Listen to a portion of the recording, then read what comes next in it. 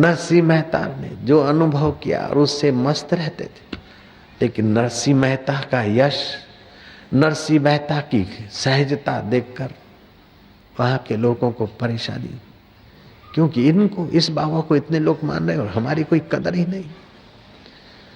नरसिंह मेहता ने तो किसी का बिगाड़ा नहीं, फिर भी जिनकी नजर बिगड़ी, जिनकी वृत्ति बिगड़ी है, वो नरसिंह मेहता से द्वेष करने लगे। बोले काय का संत, अगर संत है तो ये मरे हुए आदमी को, जिसको सांप काटा है उसको ठीक करे।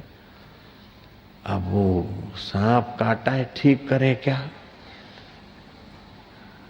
नरसिंह मेहता ने देखा कि मेरे आगे सांप इनको काट के गया, भगवान दया करे। और सब सांप जहरी होते नहीं, 93% तो सांप है बिना जहर वाले होते, लेकिन भ्रम घुस जाता कि सांप ने काटा है, मैं मर गया। सांप काटे तो उसी समय खूब दौड़ने लग जाए तो सांप का जहर जल्दी नहीं लगेगा। और सांप ने काटा है, फिर मोर पीछे को उतारा करे, वो चुंबक शक्ति है मोर पीछे, वो भी काम करे, फिर दबा बवा। नरसिंह मेहता ने जो भी किया वो आदमी ठीक हो गया। बोले ये मायावी आदमी जादूगर है। अगर वो बालक जिंदा आदमी को सांप काटा वो ठीक नहीं होता तो बोले ये ऐसा ही है, और ठीक हो गया तो बोले जादूगर है, मायावी। दोनों तरफ से नरसिंह मेहता को कोसने के सिवाय उन लोगों ने और कुछ नजर नहीं रखी। आखिर नागर ब्राह्मण थे नरसिंह मेहता, સૌરાષ્ટ્રના નાગર બ્રાહ્મણ હતા નરસિંહ મહેતા, અને એમના નિંદકો એવા તો ઉશ્કેરાયા કે એમના મામાને પણ નિંદકોએ પટાવીને નરસિંહ મહેતાના વિરોધ જે યુનિયન બનાવી थी એમના મામા પણ ભળ્યા। लो मामो, संत का मामा संत के निंदकों के साथ एक कर निंदा करते। विवेकानंद की ख्याति, और विवेकानंद थे तो गरीब कुल में जन्मे थे। गरीबी क्या होती वो थोड़ा एहसास था, गरीबों के प्रति आदर भाव दया भाव भी था। लेकिन रामकृष्ण मिले और शक्तिपात हुआ और फिर लग गए साधना में, तो सुषुप्त शक्तियां जागी और ऊर्ध्वगमन हुआ ऊर्जा का। अधोगामी जो चेतना थी वो ऊर्ध्वगामी हुई और आभा मंडल निखरा। इतना तो साधना में और तो सच्चाई से लगे कि अद्भुत योग्यताएं पाई, और वो योग्यताएं अपने लिए ही नहीं खर्च की, बहुतों के लिए। गंगा तो भगीरथ लाया, लेकिन गंगा अपने लिए नहीं रखी भगीरथ ने। तब तो भगीरथ ने किया, लेकिन फल बहुत सब तक बांटा। दशरथ ने राम को लाया, लेकिन तब तो दशरथ ने किया, लेकिन राम का फायदा अकेले दशरथ के लिए नहीं। राम का फायदा तो अयोध्यावासी भी के लिए भी, और छोटे मोटे जंगलों में बसते हुए उन शबरी, भीलन और निषाद जैसे व्यक्तियों के भी लिए है। आप तब करते कुछ पाते हैं, पाना तो आप पाइए तब करिए, लेकिन जब मिलता है तो बहुतों के लिए दिल खोल कर रखिए। और इस सिद्धांत को विवेकानंद जानते थे, भगीरथ के सिद्धांत को जानते थे, दशरथ के अनुभव सिद्धांतों को जानते। तो जो जो अपनी योग्यताएं बहुमुखी होती है, त्यों ही अपनी योग्यताएं बहुतों के हित में जो लगती है, त्यों ही योग्यताएं बहुमुखी होती है। और बहुमुखी आभा संपन्न विवेकानंद को बुद्धिजीवियों ने, कहलाते बुद्धिजीवी नहीं, सचमुच में जो बुद्धिजीवी थे, धर्म ग्रंथों का ज्ञान था, केवल अखबारों में बुद्धिजीवी होने के लिए भाषण ठोक दे, ऐसे बुद्धिजीवी नहीं थे। श्रद्धालु, भक्त, समझदार, बुद्धिमान लोग थे। जैसे यहाँ कई कलेक्टर बैठे 3, कई उद्योगपति बैठे, तो क्या बुद्धू थोड़े हैं? हजारों लोग बैठे हैं, बड़े बड़े धंधे, नौकरी, व्यापार, व्यवसाय करने वाले। तो ये बुद्धिजीवी तो हैं, लेकिन तथाकथित बुद्धिजीवी नहीं है, वास्तव में बुद्धिजीवी। ऐसे बुद्धिजीवियों ने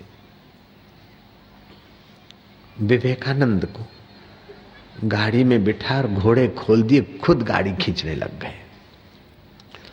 ये देखकर निंदकों को बड़ी परेशानी हुई। अब ये हमारे अड़ोस पड़ोस का लड़का और इतना इसका प्रभाव, ये कैसे? अब उनकी बराबरी होने की तो शक्यता नहीं है, तो क्या करे कि कीचड़ उछाले, और कुछ सस्ता उपाय खोज लिया। उन्होंने जो मन में आया और जो जीभ ने बकना था बक डाला। जैसी प्रकृति थी, जैसा स्वभाव था, ऐसी अफवाहें बनाई, ऐसी ही निंदाएं की। कुछ लूले लंगड़े समाचार पत्रों में भी कुछ पैसा देकर उन विवेकानंद के लिए खिलाफत छपी। पहले ये ऐसे थे और ऐसी ऐसी लड़कियों के साथ घूमते थे, अभी काहे के संत बने। आजकल भी इनका फलानी फलानी लड़की के साथ आड़ा संबंध है, फलाना है, ढिंगड़ा है। जिसकी जैसी हलकट वृत्ति होती है तैसी कल्पना भी आती है और ऐसी जिह्वा भी उनकी बोल लेती है और ऐसी लेखनी भी उनकी लिख डालती है। तो लूले लंगड़े कई अखबारों ने भी विवेकानंद को बदनाम करने का अपना षड्यंत्र चालू रखा। लोग गए विवेकानंद के पास, उनके हितैषी बुद्धिजीवी बोले आप कुछ, बोले मैं रहा कुछ भी नहीं, जैसा भी हो गया। समय गुजर गया, वो निंदक कौन से नरक में पड़े मुझे पता नहीं, लेकिन विवेकानंद तो अभी भी लाखों और करोड़ों हृदयों में अपनी वो बहुमुखी प्रतिभा और बहुमुखी लोक कल्याण की भावना के द्वारा अभी भी लोगों के हृदय में विवेकानंद बस। कभी भी कोई तुम पर आरोप लगाए या षड्यंत्र रचकर तुम्हें नीचा दिखाए या निंदा करे तो तुम्हें घबराने की जरूरत नहीं है, उत्तेजित होने की आवश्यकता नहीं है। ये सब आंधियां आती है और चली जाती है, तुम तो अपने राम में मस्त रहो। होली, जो हो गया सो हो गया, जो बीत गई सो बीत गई, तकदीर का शिकवा कौन करे, जो तीर कमान से निकल गई उस तीर का पीछा कौन करे। विदेश में एक संत हो गए मार्टन, उनके निंदकों ने ऐसा माया जाल फैलाया कि हजारों शिष्यों में से बगावत के शिकार बनकर केवल 9 शिष्य रह गए। अब वफादार तपस्वी 9 शिष्यों ने कहा कि इतना इन्होंने आपकी मेहनत पर पानी घुमा दिया। सारे इतने सारे भक्त थे और इतना कुप्रचार किया और भक्तों की बुद्धि भ्रष्ट कर दी कि वे भी निंदकों की बातों में आ गए। बोले आ गए तो आ गए, तो बोले आप कुछ करो।